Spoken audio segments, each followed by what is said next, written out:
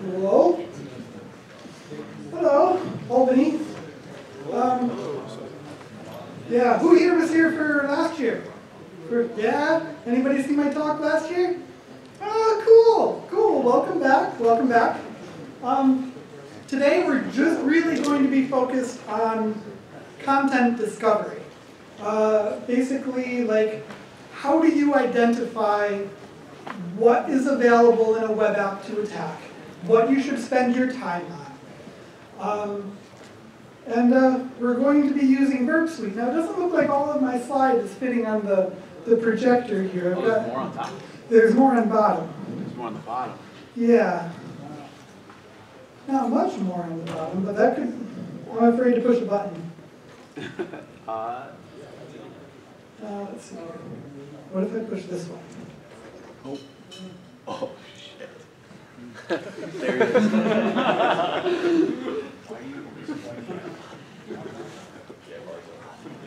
Oh, it just it all went gone. Okay, I'm going to unplug my battery. It's all upstairs. It's open upstairs now. You guys can go crank. Okay. You good, Chad? Well, so it wasn't fitting on the screen, so I pushed the button here. It should come back. You see it on your screen again? Okay, so you can see this bottom section here isn't appearing on the overview. So there's going to be more content that's not appearing on the overview also. Yeah, I mean, you can do whatever you want. And these are the display options, but every time I click one, it screws everything up. So. Okay, that's fine. Well, you know what? We're gonna make do with what we got here. Let's see if I can make this window behave differently. Minimize the page.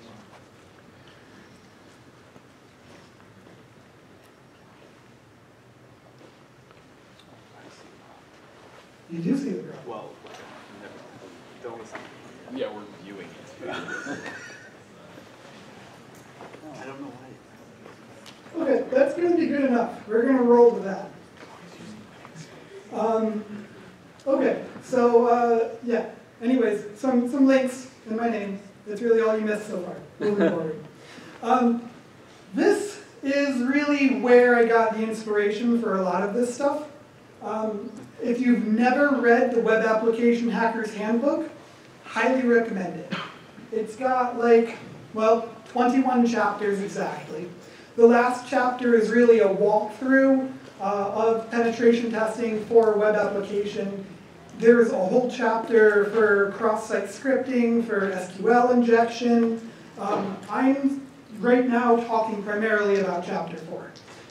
And I'm not going to be going into as much depth as they do. This is just kind of a brief overview. I'm going to try and include a little bit of hands-on at the end. But the dude who wrote it is the same dude who made Burp Suite. So if you really want to get into web application testing, highly recommend this book. There's a link here down at the bottom, but you obviously can't click it. I'm a web application developer by trade. I've been doing it for a while, over half as long as I've been alive. I make enterprise applications now for really security-conscious companies, and I also help companies test their web application security as a hobby. If you're interested, the company that I'm currently contracted for full-time has lots of 100% remote telecommuting opportunities for people who want to work corp to corp, live wherever you want, tax benefits, lots of fun projects, clever tech, check it out.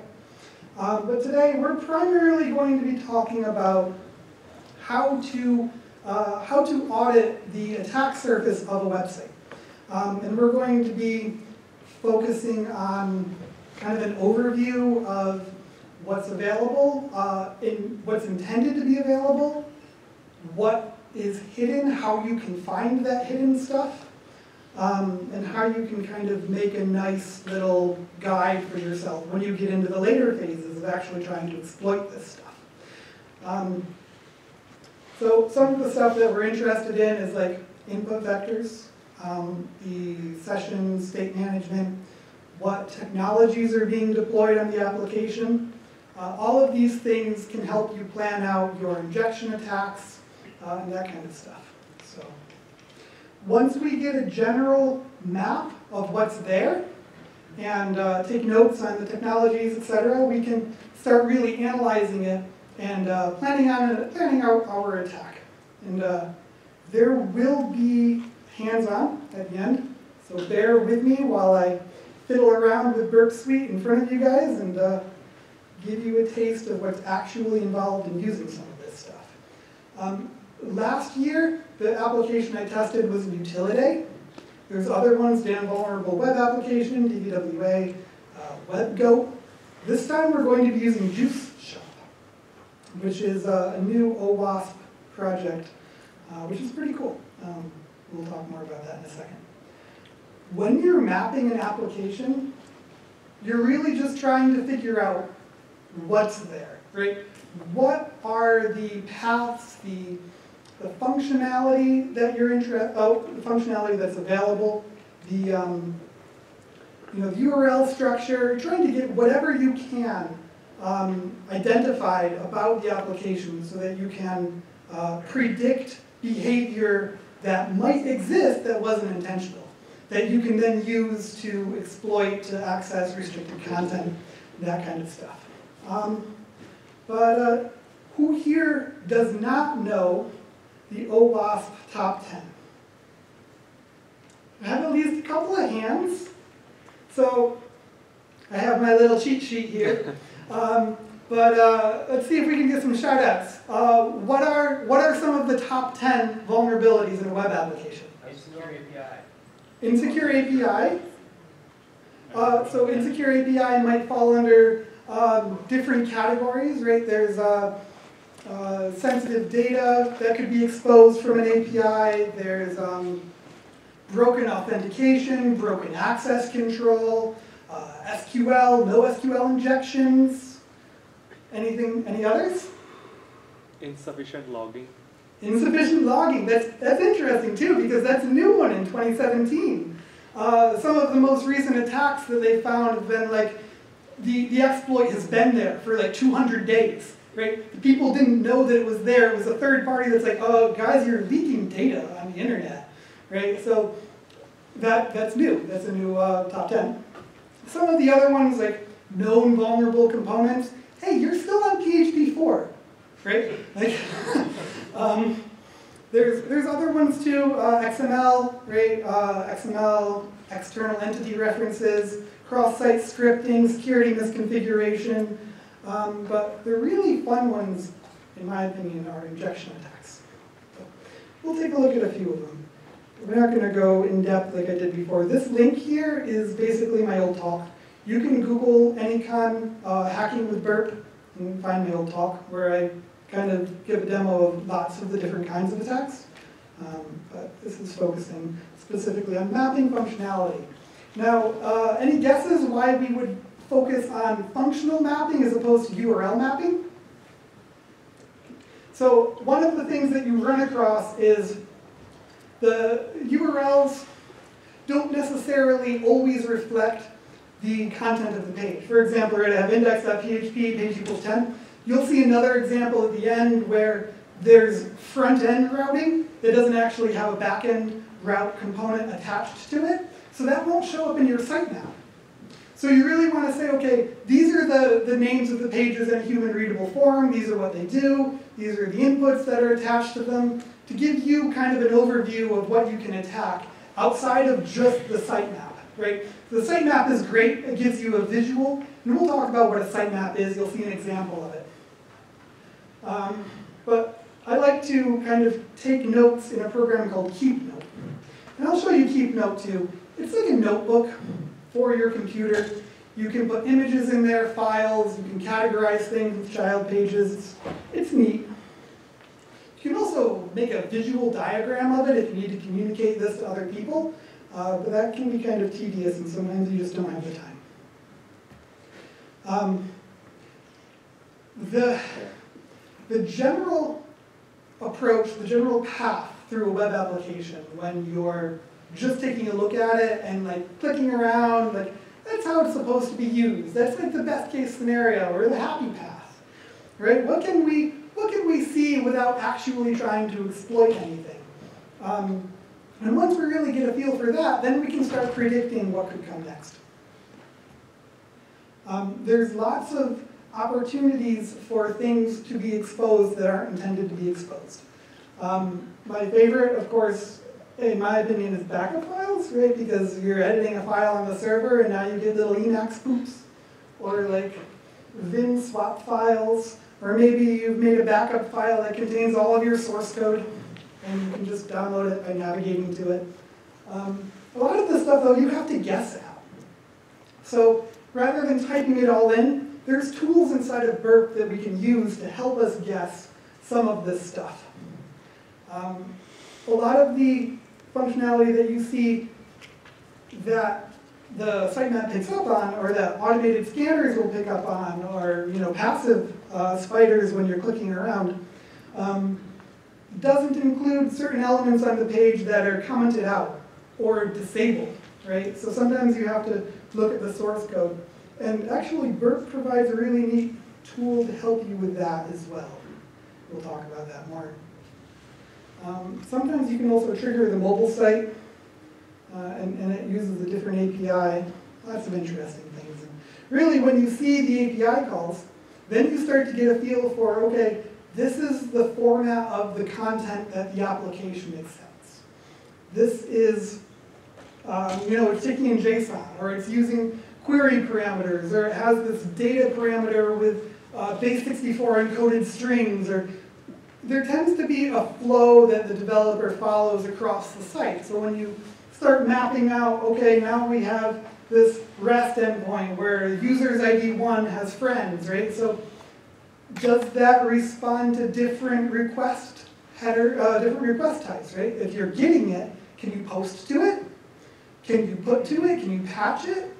So that kind of gives you an idea of what could be there. But you can also mess around with your headers, right? Sometimes you can change a cookie and it triggers different behaviors. Or you can change your forwarded for address and do some sort of injection attack on their logging system.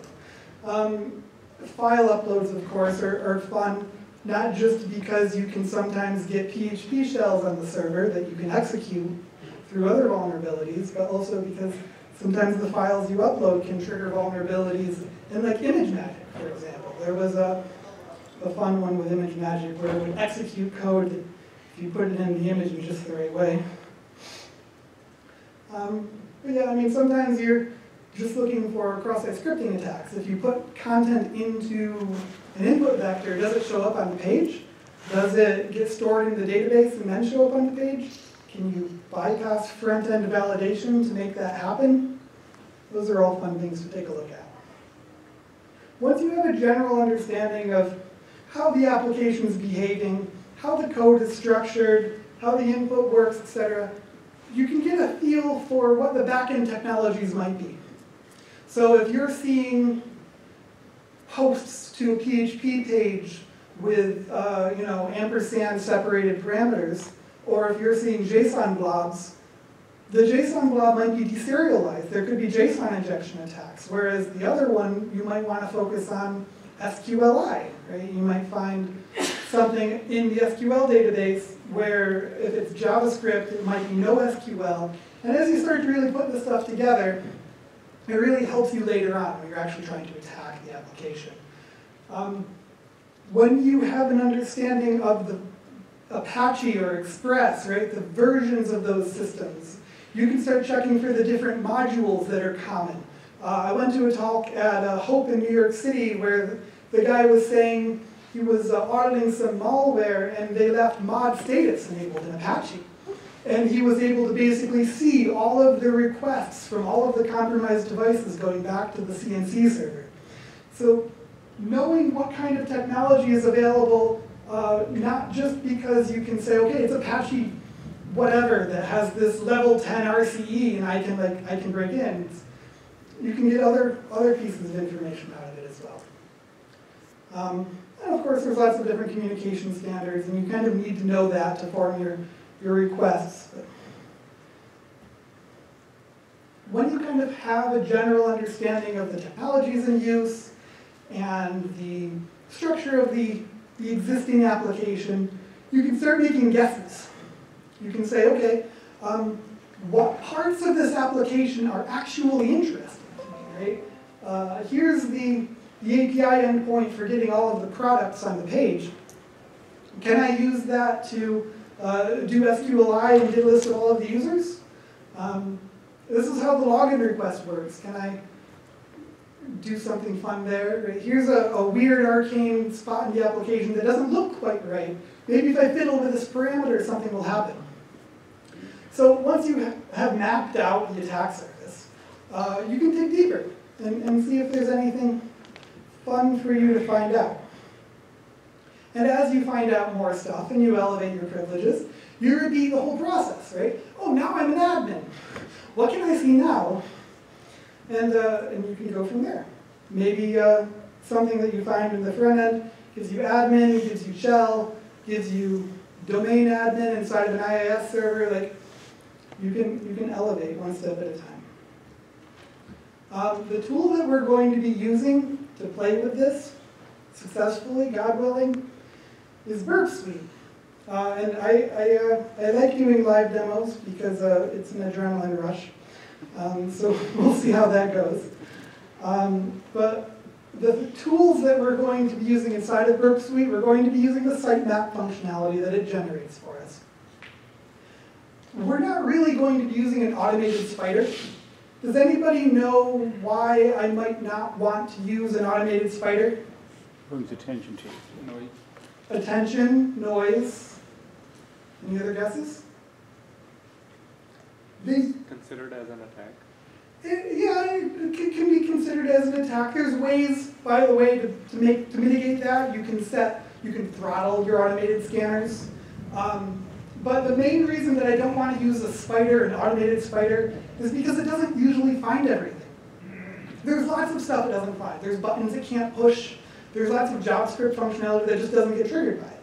So we're going to be using user-directed spidering or passive spidering. The content that we find, we're going to send to the intruder and the repeater to modify it ever so slightly and see if we can find out more stuff.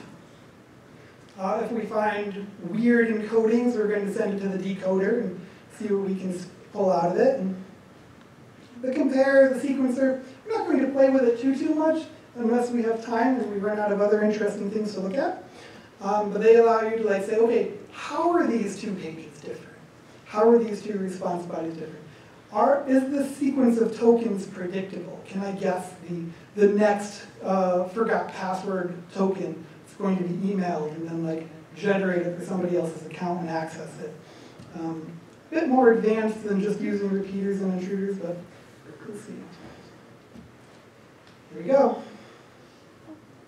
So this is the juice shop. And we're going to start from the beginning. So I have this silly little shell script that doesn't want to execute. There we go.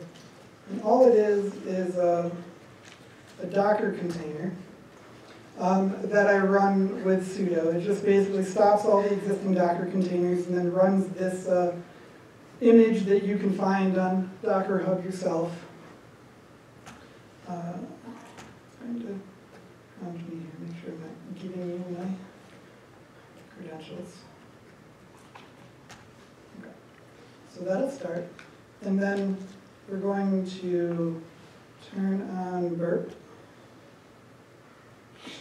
Now I have the professional version of Burp, which gosh, you can't see that. I have to remember this. That works. So I have the professional version of Burp, which helps for a couple of things, primarily the speed of some of the content discovery tools that we'll be using. But I'm just going to create a temporary project so that we can get a fresh start. and see what everything ends up looking like. The first step is just turn off the interceptor because it just complicates things. We have this scope tab. So for this, we're going to lock the scope to localhost on port 3000. Yes, I want to exclude all of the content that isn't localhost on port 3000. So I've got my proxy running here on port 8080. So I can go to my Preferences tab, activate my proxy.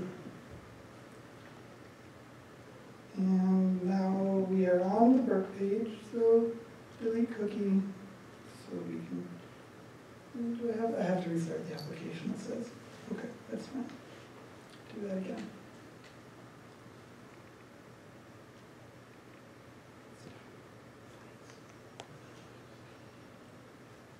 There we go. Slow and steady. We've got plenty of time.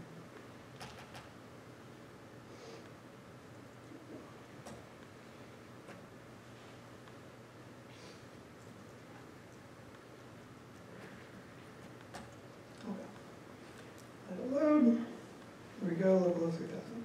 Refresh. So this is the OWASP juice shop, and you still can't really see it, so I'm going to try this again. Up there. Okay, we don't need this for now. It has a list of products that are kind of interesting. Apple juice, that kind of stuff. Ignore the successfully solved challenges message. I was doing some preparation before.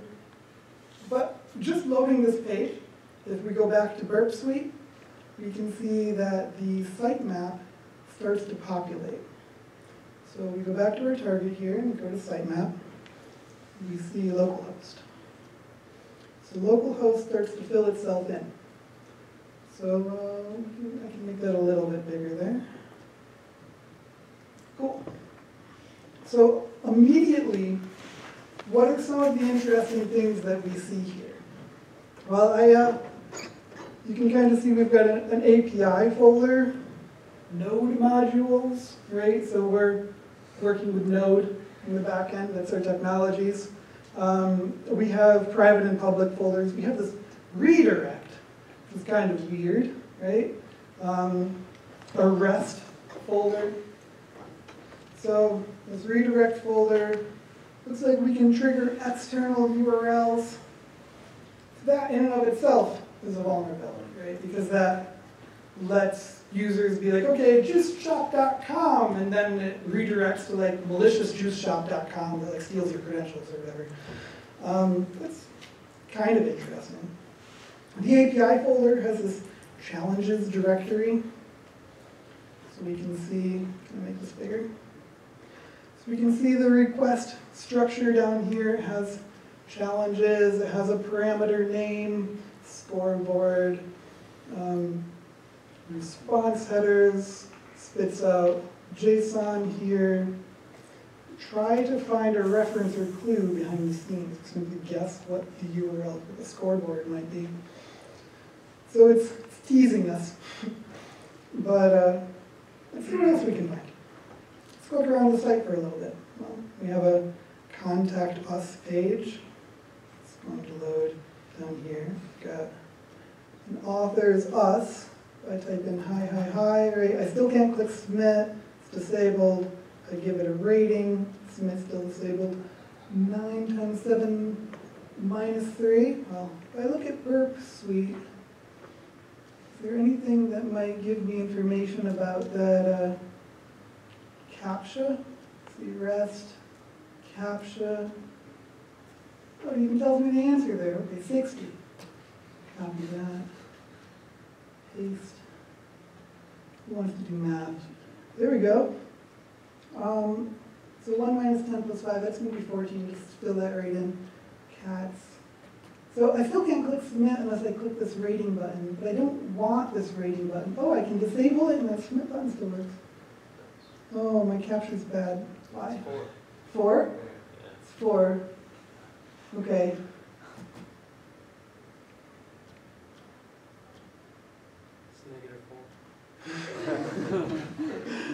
Well, we could ask the API, right? But yeah, I mean, this is an example of like broken functionality. So we say -4. Yep. -4. Take that rating away. Yeah. Just comment. Yeah. So okay, so there's the contact us page. We can maybe explore that a little bit more. Right now, we're not trying to exploit it. We're just trying to see what's there. So that generated a few requests. Let's go to the About Us page. Well, we've got some text, we've got some images. I wonder if any of these are the comment that I just left. Yeah, there's my comment. So there might be an opportunity for cross-site scripting there. Play with that a little bit later. So we've got a link. Oh, this link. Can you guys, you can't see the URL at the bottom left corner there.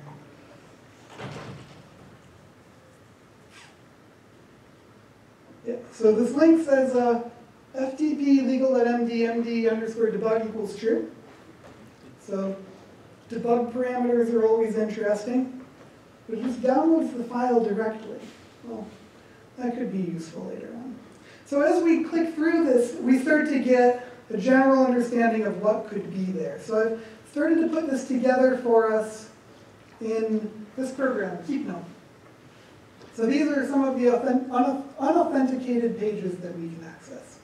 This allows you to kind of collect the information. You can say, okay, it takes in these parameters, etc. You can start to build a map for yourself for later reference. This is a very useful program that I like a lot.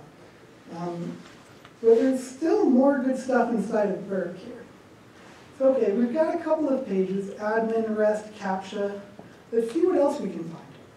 So if we have this page here and we send it to the intruder, this request has a couple of structures. It's got rest and this. So I make this a parameter.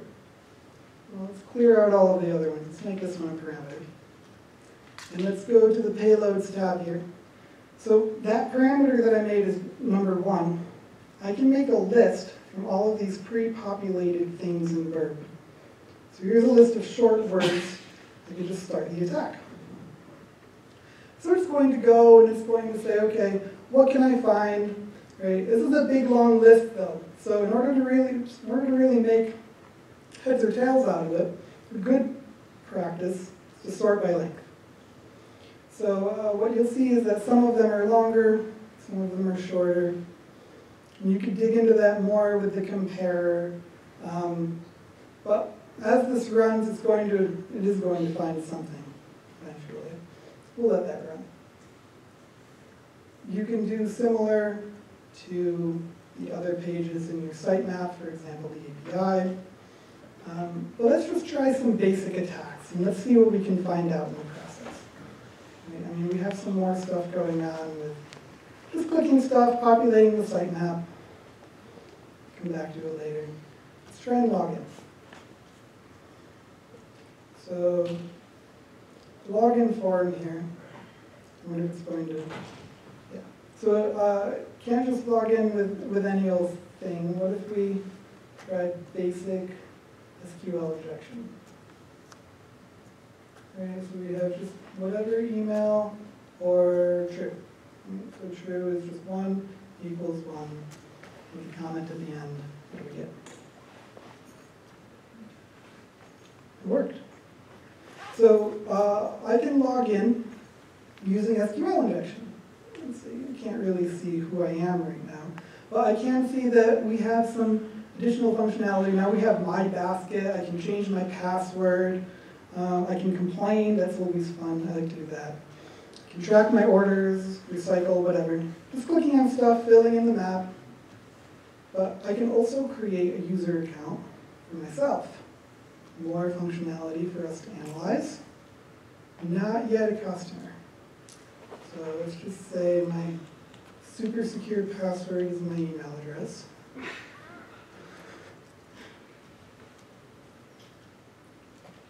My father's birthday is also my email address. And now I can log in. Cool. So now I have an account that I own. I also have an admin account that I can play around with. The account that I own, let's see, I search for cats. Nothing comes up, but it does show up in Burp, I believe, under search, REST, API. Where is it? API. Here we go. Let's turn on the proxy's interceptor that I don't necessarily like to start with, but that can sometimes be interesting. So this allows us to target specific requests and see what we come up with. If it's actually going to trigger the request. There we go. So now I have this query parameter, search. So maybe I can try and do some more SQL injection. Maybe I can try and do some cross-site scripting. I don't know, just to get started, let's see if I can change the parameter here to be like, Alert say again? 1. Alert 1. Alert 1, yeah, exactly. I was kind of thinking more like alert cats, though. Oh, okay.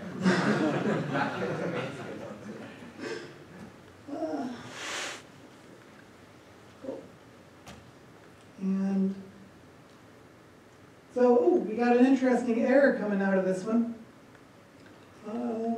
So this kind of gives us information about our database, right? SQLite database. We have some path information on the server, and some information about some select statements. But if we were to do that in the browser, do we get a different result?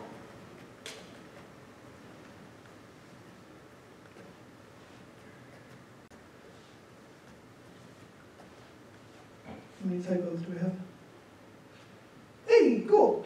So we can do reflected. This is a reflected cross-site scripting attack, as opposed to a persisted cross-site scripting attack. So this means that if I send you a URL, hey, do this, run this search on Juice Shop for me. Okay, cool, great, I got your credits. Thanks. Lots of browsers will stop this, right? They'll say, oh, your request contained this value that's being echoed out onto the page, so I'm not going to execute it. Persisted XSS browsers have a little bit more trouble with. But that kind of gives us a general overview of the application, right?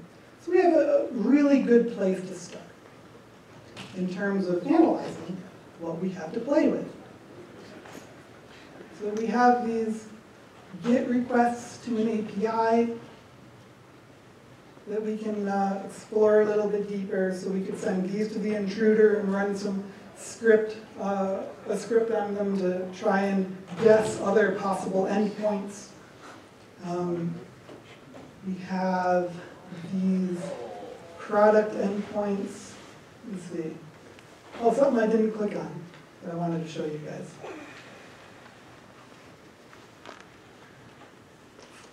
Can you tap the home page here without XSS?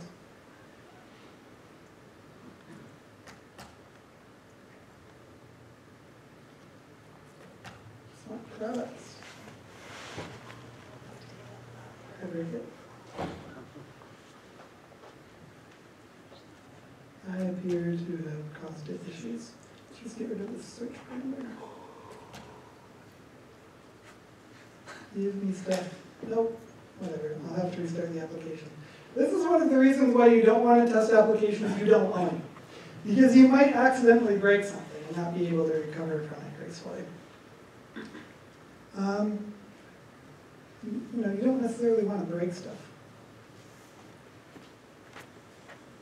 Well, that's a bummer.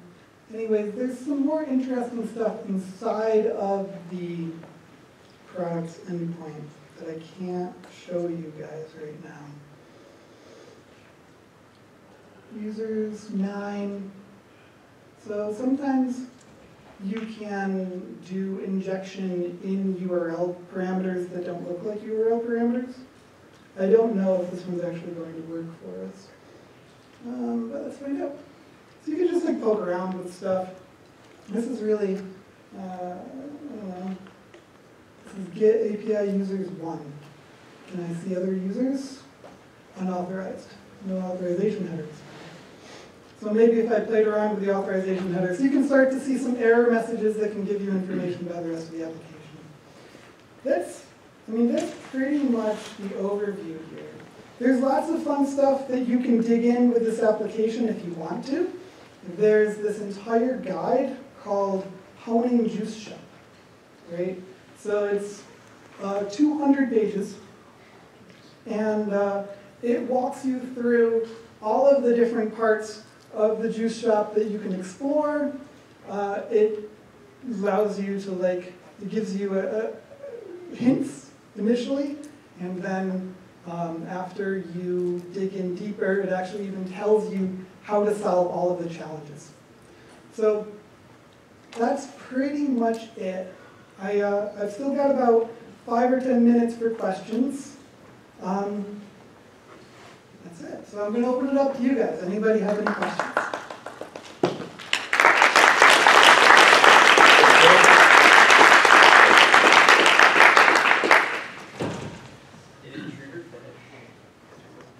Did the intruder finish? It did finish, and it found basket. So basket has a different content length than the rest of the stuff. It's yelling about no authorization header as opposed to the rest of the stuff that's yelling about unexpected paths. So that tells us that we have found something interesting there. Oh, there's one more thing I wanted to show you guys.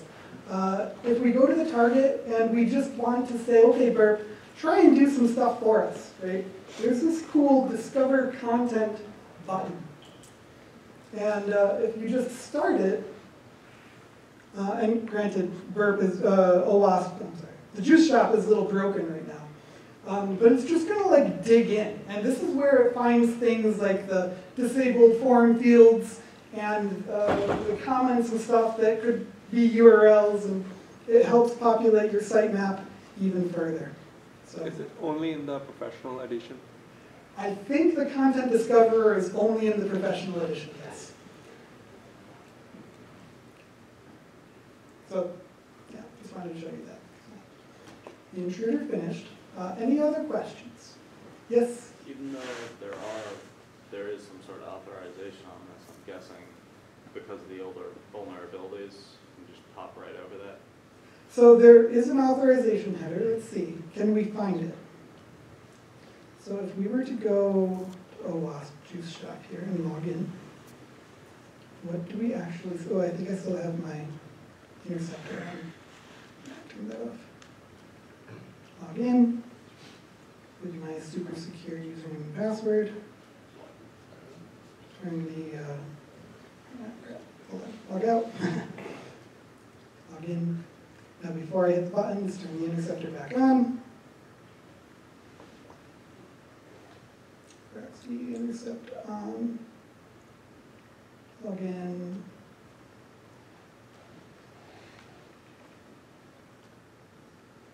Forward. So there's my EU username and password. Send the repeater. Execute it. What do we get back? We get an authentication token. So looking at this authentication token, anybody have any guesses what kind of token this may be? JWT? Let's find out. If I copy this token and I go to jwt.io, I'm going to have to turn my proxy off for a second.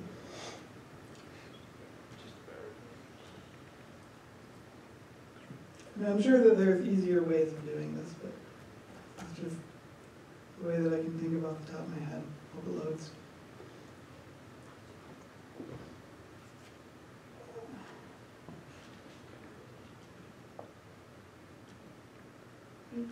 Oh yeah, it's loading.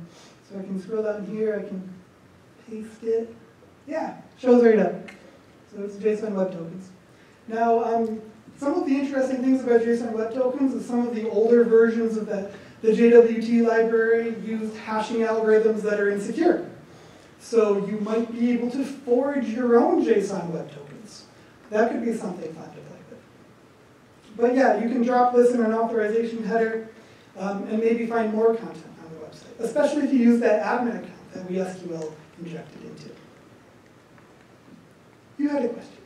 Oh, well, I was wondering if, I read lots of, how-to guides and stuff, but if there was a guide that really showed us how to do the process of web application hacking, like, are we supposed to get like a test dummy account? Are we supposed to test on live systems? And how do we recover, because it seems like you can't really test on test systems.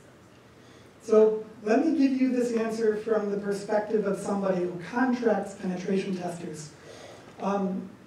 The goal that I prescribe to them, right? Here is my server. I don't think you're going to be able to break it. Here's a staging environment. Here's a local copy of the code.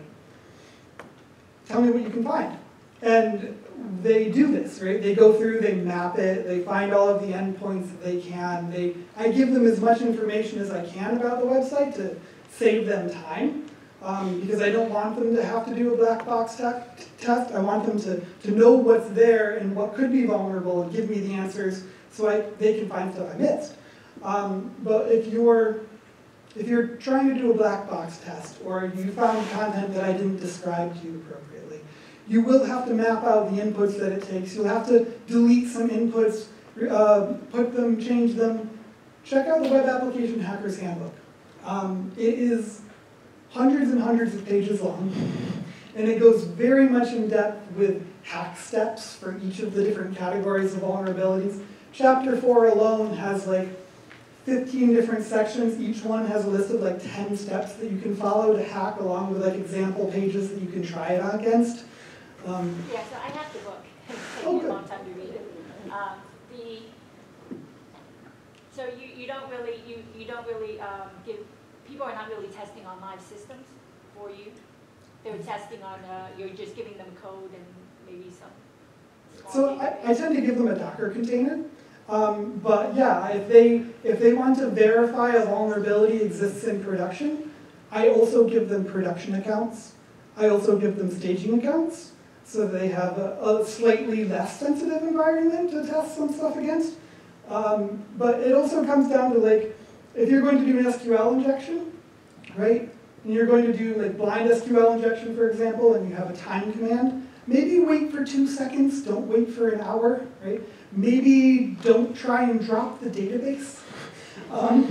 There's different ways of testing the application that can reveal a potential vulnerability without actually taking the server down. And sometimes you take the server down on accident. When you get a phone call and you're like, oh, did you just do that? And it's like, well, yeah, sorry. And then you have to start everything back up. Which is never a good situation. So if you have a production environment that you're afraid might be vulnerable, warn your testers. Be careful if you are a tester that you don't inject stuff that can take down a server. It's easier said than done. Mistakes happen. But in general, you want a safe environment that you can throw whatever you want against to see what's there. So at the end, you have to then catalog it, because you don't want to just find the vulns. You want to be able to say, okay, this is why it happened. This is how you can fix it. And then you have to type it up in a report. So that's another step. Good question. Any other questions? Any other comments, feedback? What do you guys think? Was this boring? No. Great. Cool. You enjoyed it? Yes. Awesome. I had a lot of fun.